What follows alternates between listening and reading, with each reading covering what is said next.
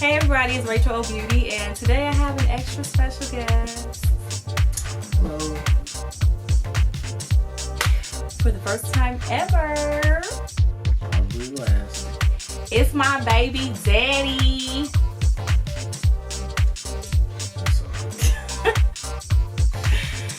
So I've continued on with my top 5 moments of 2015, and as previously mentioned, we celebrated 15 years of marriage. So what I thought I would do is bring my husband on and share with you guys 10 things that we wish we knew before we got married. Please stay tuned and watch this video.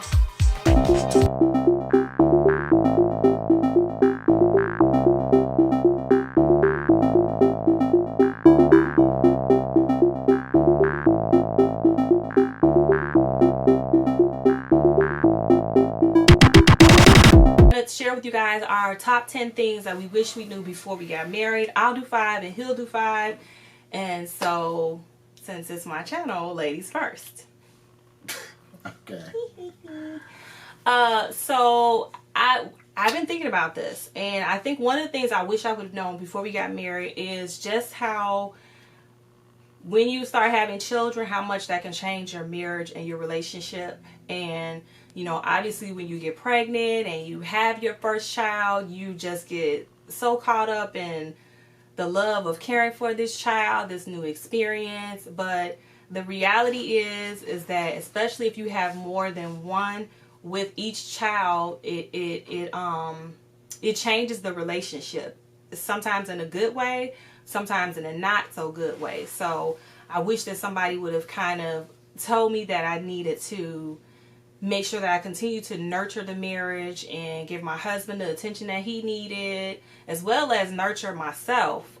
Because when you have children, it changes things. Yeah, you can definitely lose yourself after you have children because so much focus is on caring for this little person or multiple little people who are completely dependent on you, and so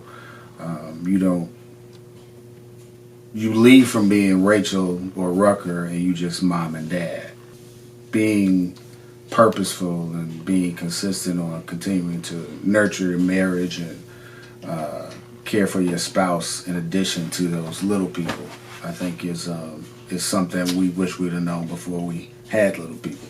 I guess I would say number 2 is, you know, that for the longest time you will always hear people say, I feel like he completes me. And anytime I hear somebody say that, especially like somebody that's newly married or engaged, it kind of makes me cringe because I don't personally think that anybody can complete you. I feel like you should already be whole when you get married. And you know, it's just really important that you don't enter into the marriage thinking that now that you're married, you know, you're gonna be dependent on this other person to make you feel like a whole person. So because really both persons are going to come into the marriage as broken individuals. The Bible talks about the two becoming one. There's two completely different personalities, lifestyles, histories, way of life, way of thinking. Potentially completely two different worlds that you're melding together.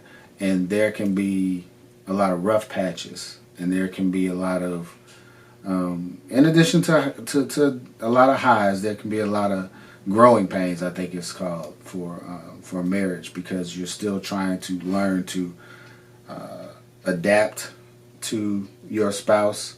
You're trying to be selfless, but at the same time you have your own history and background, your own way of doing things, your own way of thinking, and trying to meld those two can be at times contentious, but it's also an opportunity. You know, it's no secret to you guys, my subscribers and viewers that have watched this channel before. I'm a PK, I'm a pastor's kid, and so being that I was pretty much raised in the church like my entire life, I always knew about the importance of having a spiritual relationship with your partner, and not just one where both of you guys believe in God. Granted, there's some people out there that it works for you, and if it's working for you, then whatever. But I'm talking about a spiritual relationship where you guys pray together, where you have a devotional together, where you talk about things of a spiritual nature, and you have a spiritual partnership. And I feel like that's the number one thing that people definitely need to get, because when you go through those hard times in marriage, when you're not really liking him and he not really liking you, and you're, thinking about, well, it'd be easier if I'm just on my own, and whatever the challenges are, if you don't have that spiritual relationship, if you don't have faith in God and somebody else to pull you through those times, and you don't have that wisdom and the counsel, then more than likely you're just going to rely on your feelings. Not to sound cliche-ish or to seem like, we're this couple that is always reading the Bible and having devotionals and everything, because it doesn't happen on we're not that couple, but we do realize the importance of having God as a foundation in our marriage, because like she said, at times when you don't like that person, your spouse rather, the only thing that you really can cling to is God. The only thing you really need to be looking at is God, because at the end of the day, we're still human, and we're still prone to make mistakes, and we're still prone to sin because that's our nature. And so the only thing that can really hold you together in a marriage is God. Yeah, and people don't tell you things like sometimes you don't really feel, you're not really feeling the love like you were feeling it when you first got married. And so when you go through those times, it's really important to have your faith to rely on. I remember one time we were in therapy, and the counselor was saying, she gave this quote which I've never forgotten, and it's, let emotions subside before you decide.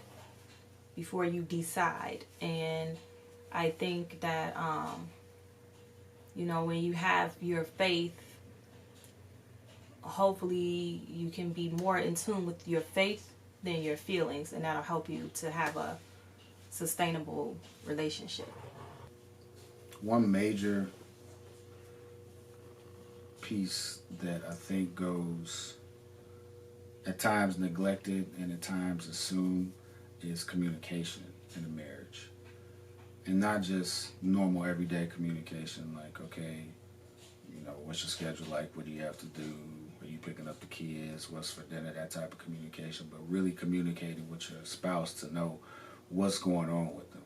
How do they feel? What are they learning? What are they struggling with? What are your dreams? Yeah, knowing your spouse and communicating. And communication comes in the form of all those things, but also communicating admiration, communicating things you have issues with, not just letting things fester or just sweep them under the carpet as if they're not an issue, but communicating those challenges that you have. Yeah, and I think that when you are communicating on a regular basis, it can help prevent a couple from putting your marriage on what I like to call autopilot. And that's like when the extent of your relationship is just the logistics, like making sure the bills are paid, making sure the kids are cared for, and it's kind of like, you here, I'm here, we married. But there's really no... You're just playing a role, basically. You're just playing a role, and the relationship is not really growing. It's like being stagnant, which we have definitely been there in 15 years. So that's pretty much the end of my tip. We can share more. We can share more. I can bribe him to come back on camera. I come on camera?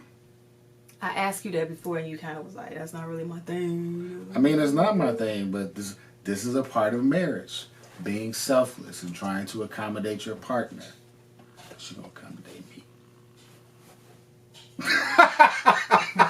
Really?